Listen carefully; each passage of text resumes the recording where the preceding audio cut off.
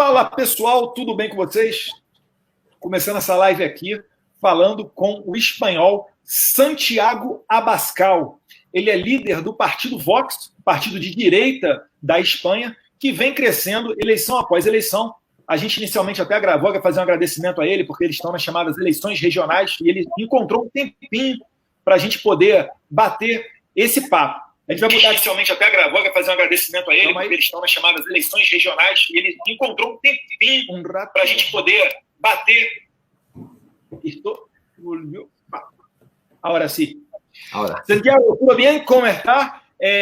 ¿Podría, por favor, hablar un poquito de usted y de Vox para los brasileños que no los conocen? Bueno, buenas tardes. Es un placer poder hablar con vosotros y además estamos muy agradecidos de poder hacerlo en español y te felicitamos por el gran español que hablas. Nos alegramos de que en Brasil puedan entendernos así y te agradecemos que el público español pueda también entenderte. Yo en estos momentos soy el presidente del partido Vox, que es un partido muy joven, solo tiene 5 años. Es el tercer partido de España. En muy poco tiempo, desde que obtuvo representación, ha conseguido esa posición de fortaleza y tiene 52 diputados en el Congreso de los Diputados en España y ya está presente en muchas de las regiones. Pero lo más importante es que desde que surgió Vox, el debate político ha cambiado de manera radical en España. La izquierda, el marxismo cultural, habían decretado cuáles eran los debates prohibidos. Decían de qué se podía hablar y de qué no se podía hablar. Las políticas de género, las políticas multiculturalistas de inmigración masiva, las políticas contra la soberanía, estaban instaladas en la corrección política.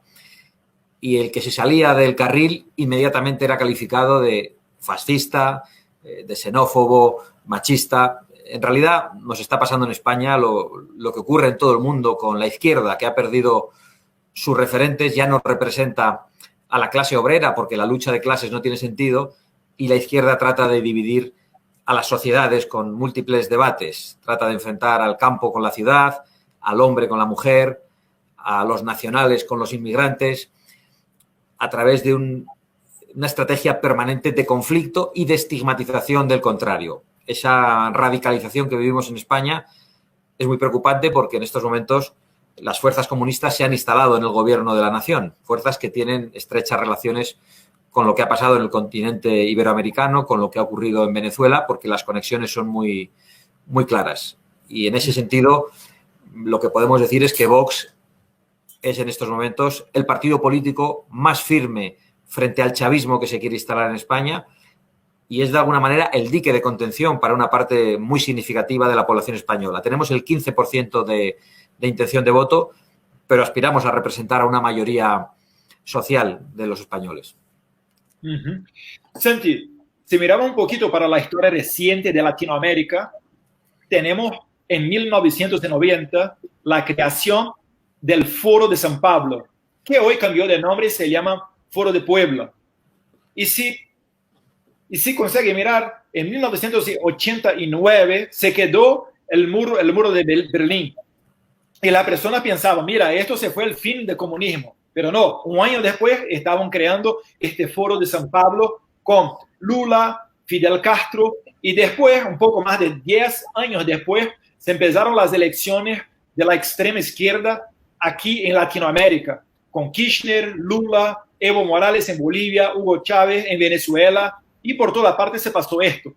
¿Hay alguna influencia, usted consigue mirar alguna influencia de los intelectuales o la influencia de este bolivarianismo en España? ¿Hay socialismo en España?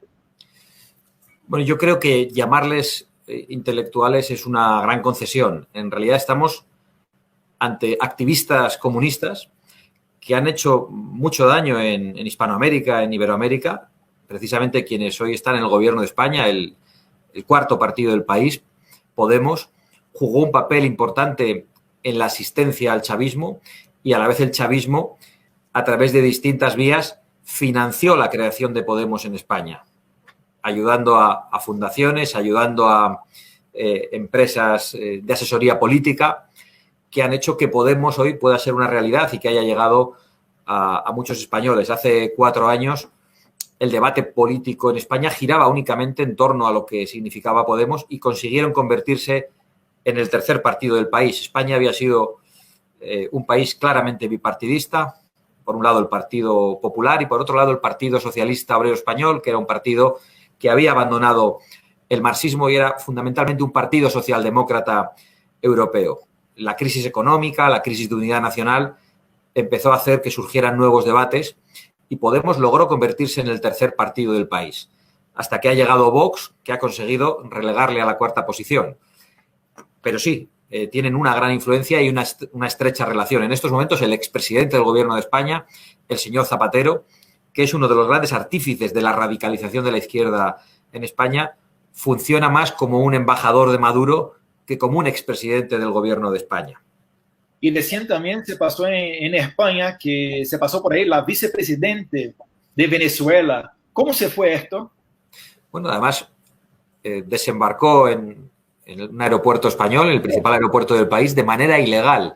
Tenía prohibida la entrada en territorio Schengen, en territorio de la Unión Europea, y el Gobierno de España, del Partido Socialista y de Podemos, permitió que aterrizara, que tuviese un encuentro con un ministro español, que además se desembarcase en una serie de maletas que nadie conoce cuál era el contenido y que se incautasen los vídeos del aeropuerto que habían grabado todo el descenso de esa delegación chavista. Eso ha supuesto un gran escándalo en España, con denuncias en los tribunales. Es verdad que la crisis económica y sanitaria derivada del coronavirus ha hecho que eso ahora quede en un segundo plano, pero no nos hemos olvidado y estamos vigilando atentamente cuáles son las conexiones del gobierno de Pedro Sánchez y de Pablo Iglesias con el chavismo.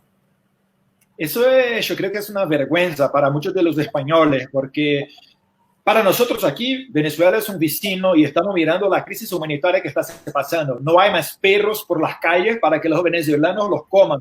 Entonces, están fluyendo para todo lado. Cerca de 15% de la población de Venezuela ya ha salido del país y no se puede soportar una cosa como esta. Entonces, nuestro apoyo a usted y a Vox. Pero, Santi, si me permite, sí, Santi, claro. una otra cosa que se pasó recientemente, yo miré un video de El Toro TV. El Toro TV es una media independiente de España y hablando bien de una acción del gobierno Bolsonaro. Y yo empecé a mirar, mira, qué raro que es esto. Entonces, cuando yo hice una búsqueda, miré que se trata de una prensa dependiente. ¿Cómo es el tema de la prensa en España? ¿Hay una dominación de la izquierda? Porque aquí en Brasil se nota que están como que casi toda la prensa, o los mejores medios al menos, unidos contra el gobierno Bolsonaro. ¿Cómo es el tema de la prensa ahí en España? ¿Hay una dominación de la izquierda también? Una dominación absoluta. Durante los gobiernos de la derecha en España, del Partido Popular, se produjo una renuncia, se entregó el dominio de los medios de comunicación a la izquierda. Y desde un punto de vista cultural, lo que fundamentalmente se comunica en la mayor parte de las televisiones y de los radios siempre va en apoyo a las tesis izquierdistas. Para Vox ha sido completamente difícil poder acceder a los medios de comunicación durante muchísimo tiempo y cuando hemos ido, las entrevistas no eran entrevistas, eran interrogatorios, las noticias que daban sobre nosotros en los telediarios, todas venían con la etiqueta de ultraderecha, de fascista. Han sido muy pocos los medios que han conseguido mantener cierta independencia y podernos dar voz con normalidad, como lo ha hecho, por ejemplo, el Toro Televisión y otros pequeños medios de comunicación, pequeñas televisiones, pequeñas radios y medios digitales, donde fundamentalmente hemos conseguido tener libertad y hemos logrado que nuestro mensaje llegase a la sociedad española ha sido a través de las redes sociales. Cuando hace 2 años nadie hablaba de Vox, se produjo un gran evento que reunió a 13.000 personas, que representaba fuera de campaña electoral un mitin extraordinario, inconcebible para el resto de partidos y para los medios de comunicación. Y estuvieron durante un mes hablando de nosotros, analizándonos como si un biólogo hubiese encontrado una nueva especie, y hablaban de nosotros pero sin invitarnos, decían, ¿qué podemos hacer para combatirlo? Nos llamaban fascistas y decían, ¿qué hacemos con el fascismo? ¿Lo combatimos dando información sobre ellos o los ignoramos? Y mientras debatían sobre nosotros, muchos españoles conocían nuestras propuestas y nos respaldaron y nos apoyaron de una manera verdaderamente emocionante.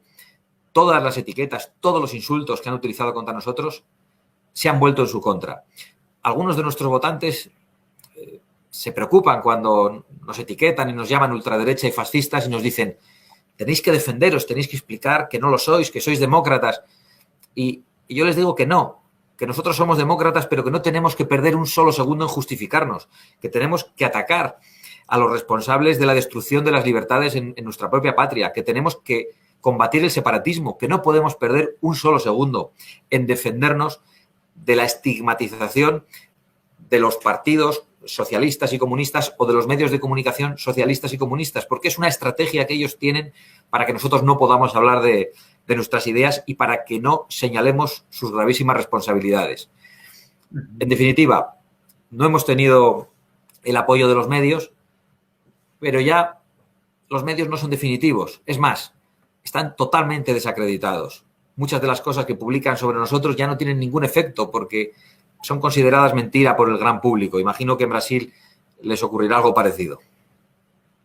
Se ocurrió exactamente esto antes de la elección de 2018, que he elegido el Jair Bolsonaro como presidente de Brasil, y igual también una bancada muy grande, muy más larga de conservadores. Nosotros conseguimos romper, ¿no?, esta esfera donde existía una dominación de la izquierda. Y es exactamente así, Santiago. No tenemos que hablar, mira, no soy racista, no soy fascista. Y no importa, se puede traer los mejores intelectuales, Aristóteles, Platón, que no se van a convencerlos, porque es la táctica de ellos. Entonces, haces muy bien, y cuanto más quedas intentando destruirlo, y si sigues vivo, es un señal de que seguramente se van a quedarse aún más grandes en las próximas elecciones. Yo creo que tal vez esté ahí hablando para el próximo presidente de España, no sé, a ver cómo se van a pasar las cosas, pero están en el exacto mismo camino de Brasil. Pero sí. Decía que hay un dato muy interesante. Nosotros hemos analizado el voto que se produjo en las pasadas elecciones en España, en la que conseguimos ser el tercer partido político, y en estos momentos sabemos que somos el primer partido entre los jóvenes varones de 18 a 25 años. Tenemos que hacer llegar nuestro mensaje con mucha más claridad y mucha más eficacia a las mujeres, porque es verdad que la izquierda ha conseguido estigmatizarnos en parte, ha dicho que somos partidarios del maltrato en el hogar, ha dicho que queremos que los inmigrantes mueran en el mar, ha dicho que odiamos a los homosexuales, dicen cosas verdaderamente terribles de nosotros. Y a una parte de la población española le llegan esos mensajes y nos cuesta explicar lo que realmente pensamos. Pero es muy esperanzador pensar que nuestro mensaje ha llegado a los jóvenes. Claramente el futuro nos pertenece a nosotros y no a quienes están mintiendo sobre nosotros. Sí, yo hablo hasta que hay dos tipos de personas. Las personas que tienen esta manipulación, esta falsa información, y a esta persona sí está bueno que darle un poco de tiempo para explicarle y hablar sobre la verdad. Pero hay otras que son casi que como una doença mental, que no hay recuperación. A esto no adelanta ni intentar explicar qué está se pasando. Pero, Santiago, caminando para el final, te pregunto, ¿cómo es la ascensión de derecha en España? ¿Por qué Vox está ahí consiguiendo más y más electores? ¿Y cómo ustedes están haciendo? Porque lo que miro es que no hay espacio en la prensa cuando se va para la mainstream media, se parece un interrogatorio, como usted mismo habló. ¿Cómo haces para seguir caminando para quedarse más grande? Vox surge porque una parte muy significativa de la población española se sentía políticamente huérfana. Se había sentido traicionada por el partido del centro-derecha, que concurría a las elecciones únicamente con propuestas económicas, presentándose como unos gestores, pero habían abandonado la batalla cultural.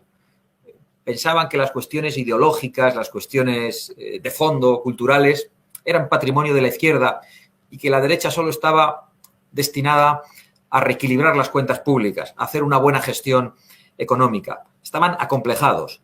Vox ha sido un partido que ha hablado con mucha claridad en todos los terrenos, que ha dado una batalla no solo política, sino cultural, de fondo, que ha hablado con mucha claridad, que ha dicho el mismo mensaje en cada rincón de España, porque vivimos en un país donde los partidos, los regionales, pero también los nacionales, dicen una cosa en función de la ciudad en la que lanzan el mensaje.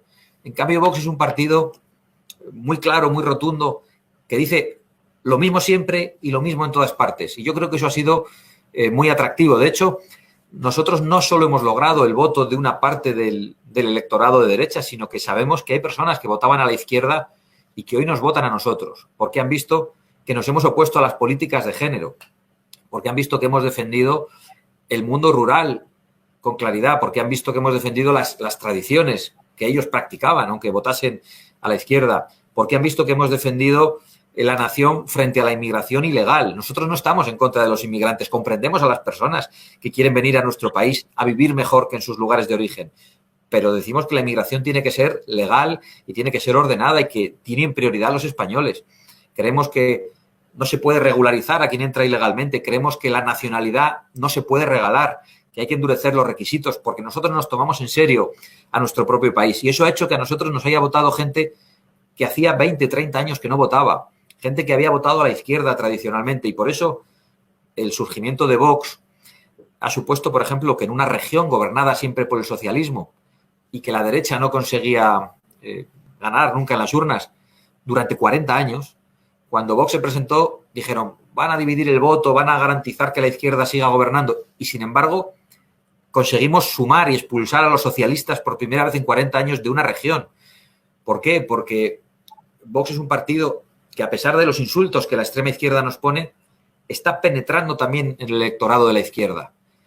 Porque los debates del futuro, a veces hablamos de conservadores, de liberales. A nosotros nos votan personas liberales. Quizá la definición no es exactamente igual en España que en Brasil. Nos votan conservadores, nos votan patriotas, nos vota gente que había votado a la izquierda, es decir, que no se identifica con esas categorías, con esos viejos debates del siglo XX o del siglo XIX. Personas a las que les preocupa la cuestión identitaria, la cuestión de la soberanía frente al globalismo y frente al multiculturalismo. Es decir, hay nuevos debates. Y por eso Vox no se pone etiquetas a sí mismo para ponerse piedras en el camino, sino que lanza propuestas políticas concretas, alejadas del dogmatismo ideológico y asentadas en el sentido común, en los valores que nos han enseñado nuestros padres y que han hecho que nuestras sociedades sean lo que son hoy, que han hecho que vivamos, no solo en España, sino en todo el mundo occidental, en libertad, que vivamos en igualdad ciudadana, que vivamos en democracias. Todo eso es fruto de nuestra herencia histórica. Por eso nosotros no tenemos ninguna vergüenza en decir que nosotros no nos vamos a arrodillar nunca ante nadie, que no vamos a admitir que se derriben las estatuas que representan lo mejor de nuestra historia. Por ejemplo, de Isabel la Católica, que abolió la esclavitud, o de Fray Junípero Serra, ha sido derribada la estatua cuando era un gran protector de los indios. Están pasando cosas que están totalmente alejadas de la verdad y del sentido común. Y yo creo que lo que Vox representa va a seguir creciendo porque defendemos las cosas normales, porque defendemos la verdad y lo que está en el fondo del alma de muchas personas. Exactamente. Sí, aquí en Brasil también durante las elecciones, principalmente en 2018, escuché a un montón de personas hablando, mira Eduardo, he votado en Lula, pero ahora estoy votando en Bolsonaro porque quiero una persona que defienda a la familia. Y mira, nunca, mira, cuando yo estaba estudiando abogacía en la universidad, nunca hablé que me gustaría ser diputado, nunca. Pensaba en ser policía o entonces trabajar como juez, o no sé, algo así. Pero de tanto mirar a mi padre, intentando, las personas hablando, mira, es fascista, es racista, es esto, es xenófobo, es misógino y tal, y tal, y tal. Yo pregunté a mi padre, mira, padre, ¿me apoya para las elecciones en São Paulo? Y él se quedó feliz, me apoyó y fui electo. Y después, eso pasó en 2014, y después en 2018 volvemos a las elecciones y yo fui el diputado más votado de toda la historia de Brasil, gracias al trabajo de mi padre. Pero siguiendo también estas banderas, hablando cómo los productores rurales hacen bien para nuestra población, porque hay muchas personas que están hablando que están poniendo veneno en las cosas que vamos a nos alimentar, defendiendo la familia, hablando que queremos una migración, pero una migración con orden, organizada. Y mira que aquí en Brasil todos tienen alguna descendencia, o de italianos, o de africanos, o de japoneses. Entonces, es como muy bien habló, defendemos el normal. Y yo creo que España, así como Brasil, hay una mayoría de personas conservadoras, pero hay muchos de ellos que no saben que son conservadores. Aún no saben, pero van a saber cada vez más. Santiago, muchas gracias. Se tiene una última palabra y una vez más, muchas gracias por su tiempo y mucha suerte. Que siga con Dios en estas elecciones en España. Muy agradecido por la oportunidad de charlar. Espero que podamos hacerlo en otra ocasión o hacerlo de vez en cuando para dar a conocer al público de Brasil y también a los ciudadanos españoles la realidad de nuestras respectivas naciones. Yo agradezco mucho haber podido hablar en español. Mi cuñado es portugués. Le diré que me dé unas clases y la próxima ocasión quizá pueda decir alguna que otra palabra. Muchísimas gracias. Gracias, Santiago. Un abrazo. Pessoal, batemos papo aí com Santiago Abascal, que é líder do partido Vox na Espanha. Eu desde já deixo aí o convite para você seguir o Santiago e os outros membros do partido Vox, né? A bancada deles é de pouco mais de 50 deputados em um parlamento que tem um pouco mais de 300 deputados. Então você vê que é uma força muito grande. E o que ele fala ali, o que ele relata, parece muito com o Brasil no pré-2018, né? A esquerda toda hora botando rótulo em cima de rótulo pejorativo em cima deles, eles desfazendo esses rótulos, furando o politicamente correto e cada vez angariando mais e mais apoio. E tudo que ele falou ali é basicamente o que nós defendemos aqui. É a defesa da família, é um agronegócio pujante, é a defesa das liberdades. Então são as coisas, entre aspas, né? São as coisas normais. Só que para o pessoal da esquerda, isso aí tudo é muito anormal. Por quê? Porque eles fazem uma engenharia dentro de casa, fazem um mundo perfeito e depois tentam empurrar goela abaixo da sociedade esse mundo perfeito que eles imaginaram, um mundo igual. Só que quando chega na hora da realidade, eles se deparam com uma coisa incontrolável, chamada indivíduo. Cada indivíduo é uma maneira. Você pode ter uma política, você vai dar, vamos lá, por exemplo, você vai dar X reais para cada indivíduo. Cada um vai gastar de uma maneira. Vai ter gente que vai comprar alimento para a família, vai ter outro que está com a prestação da moto vencida, vai pagar a prestação da moto, vai ter outro que vai gastar tudo com cachaça. Enfim, cada um vai fazer de uma maneira. Porque o ser humano, a individualidade, ela é incontrolável. Então não adianta eu querer imaginar qual é o melhor modelo de sociedade. A gente tem que preservar as garantias e as liberdades individuais e deixar a sociedade seguir o seu rumo espontaneamente. Eu acho que essa que é a palavra principal, né? A gente está cheio aí de funcionários públicos que acham que pensam mais do que os outros. Ah, não, olha só, eu pensei aqui numa lei, eu vou botar essa cota aqui de 20% para X pessoas poderem trabalhar nessa empresa. E quando vai ver, isso daí vai gerar até desemprego, né? Vale lembrar, uma vez em Porto Alegre, foi criada uma cota de mulheres para dirigir Uber. A empresa estava cogitando reduzir o número de uberistas para atender essa lei, porque não tinha mulher suficiente para dirigir Uber, né? Veja que bizarrice o mundo que a gente está vivendo hoje. Eu estou dando esse exemplo, poderia dar vários outros, mas fica aí também a figura emblemática de que a esquerda ela age de maneira global, né? O Santiago acabou de falar, né, o que está acontecendo lá na Espanha, e certamente muitas pessoas imaginaram que é certamente o que está acontecendo aqui no Brasil. E também é o que está acontecendo nos Estados Unidos. Então o mundo ocidental todo está correndo esse risco de ser dominado pela esquerda, pelos seus padrões totalmente anormais, e a gente está querendo defender a nossa milenar sociedade embasada em valores judaico-cristãos, na filosofia grega, no direito romano, que são fatores que não foram construídos da noite para o dia, levaram milênios de evolução. Então a gente não pode permitir que eles deletem a nossa história para reescrever a história como eles bem entenderem até que chegue aqui e eles consigam vender o peixe deles, dizendo que são os defensores da paz, e aí querem desarmar o cidadão. A gente sabe que essa política não tem nada a ver com segurança pública, é uma política voltada para um controle social. Olha aí a Venezuela para dar esse exemplo, que tem um desarmamento desde 2012 lá, querendo dizer que qualquer arranjo familiar é uma família. Não, você pode até conviver junto com seu colega, você pode fazer o que você quiser da sua vida, você pode fazer o que você quiser dentro de 4 paredes, ninguém vai te proibir de fazer isso. Mas a formação, a instituição familiar, ela está consagrada na nossa Constituição. E o casamento, que vem do acasalamento, presumem 2 seres da mesma espécie, de sexos diferentes, e que sejam capazes de procriar. É para isso que é a família, é para isso que ela é protegida, para que seja feita a reprodução e a continuidade, né, de nós humanos aqui na Terra. Não é qualquer arranjo, né, o conceito família. Pode se inventar um outro arranjo qualquer, com um nome, não tem nada proibindo isso, mas a instituição familiar, a nossa própria Constituição, ela já diz, né, que é a união entre um homem e uma mulher, e essa união estável vai ser convertida, facilitada pelo Estado, a sua conversão em casamento. Quem não gosta disso é só alterar a Constituição, né? Para, por exemplo, vamos lá, os homossexuais, existe a união estável, que bota fim a qualquer discussão patrimonial.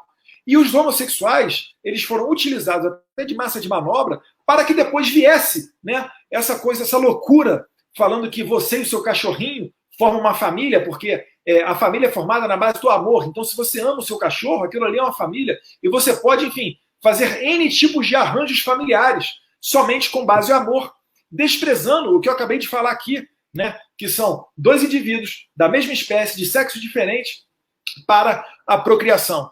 Então, querem, na verdade, desconstruir o nosso mundo, querem desfazer qualquer meio de poder que não seja o poder do Estado, daí descredibilizar padres e pastores, né? Sempre tentam colocar que todo padre é pedófilo e todo pastor é estelionatário. Por quê? Porque essas pessoas têm a sua linguagem própria, os seus valores, e boa parte da sociedade, ou melhor dizendo, a maioria da sociedade, preza pela igreja. Mas eles querem alijar a igreja para que o poder venha apenas do poder central, apenas do líder do partidão. E como eles almejam a igualdade, você tem alguns exemplos no mundo, onde todos são iguais. Por exemplo, na Coreia do Norte, todos são iguais, exceto o pessoal do partido, que vive muito bem, obrigado. Se você olhar para Cuba, em Cuba todos são iguais, exceto o pessoal do partido, que vai muito bem, obrigado. A Venezuela está passando por essa transformação, passando por esse chamado, entre que eles chamam de estágio revolucionário, para que consiga separar, né, conservadores de revolucionários e progressistas. Então, a esquerda é uma doença, e ano após ano você vai vendo, pipocando esses movimentos em algumas partes do mundo, mas que sempre deixam como legado milhões de mortes, né? Aconteceu com Mao Tse-tung, aconteceu com Pol Pot, com Stalin, inclusive outros movimentos pelo país, né? Cuba, né? Eu acho que vale a pena também entrar na questão do nazismo. Eles ficam falando que o nazismo é de direita, extrema-direita, etc. Não é bem assim que a banda toca, né? Muitas das políticas ali foram inspiradas em Karl Marx, e a gente aqui no Brasil, o nosso movimento de direita não tem nada de supremacista branco, não tem nada de ser anti-miscigenação, muito pelo contrário, a graça do brasileiro está exatamente nessa miscigenação, que além de fazer bem na parte biológica, né, que é esse cruzamento de DNA que permite, agora sobre o foco biológico, que nós tenhamos uma sociedade muito mais plural e muito mais resistente, até mesmo a qualquer tipo de pandemia, né, se a gente for usar a pandemia, que está na moda dizer, se nós tivéssemos uma população exatamente, geneticamente muito semelhante, talvez, se viesse um novo vírus, ela dizimasse toda essa população. Mas como nós somos miscigenados, isso pode sim ajudar na nossa defesa enquanto sociedade. Enfim, diversos argumentos. Fico muito feliz de que a gente tenha conseguido ter esse bate-papo, ainda que rápido, com o Santiago Abascal, né, que é presidente e líder do partido Vox, lá da Espanha, e a gente possa trocar cada vez mais essas figurinhas. Em breve, pretendo fazer uma live com a senadora colombiana Maria Fernanda Cabal. Peço para que vocês também acompanhem, para a gente ver como é que está a situação na Colômbia. Perfeito? a Colômbia, que inclusive recentemente aprovou, agora eu não sei se foi prisão perpétua, mas aprovou uma pena forte para quem cometa crimes contra crianças, como, por exemplo, estupro. Então fica esse bom exemplo de punição desse crime bárbaro que toda a sociedade tem ojeriza e tem repúdio. A gente não pode permitir que aqui no Brasil um estuprador saia para a rua com naturalidade, cumprindo alguns poucos anos de cadeia, ainda mais se ele for primário. Enfim, e vai ser um bate-papo certamente muito frutífero com a senadora Maria Fernanda Cabal, lá da Colômbia, e que inclusive esteve presente em 2018 na nossa cúpula conservadora das Américas em Foz do Iguaçu. Beleza? Pessoal, no mais, muito obrigado a vocês, 2.500 pessoas que estão me acompanhando pelo YouTube, a vocês que estão me acompanhando pelo Facebook, e até a próxima. Fiquem com Deus.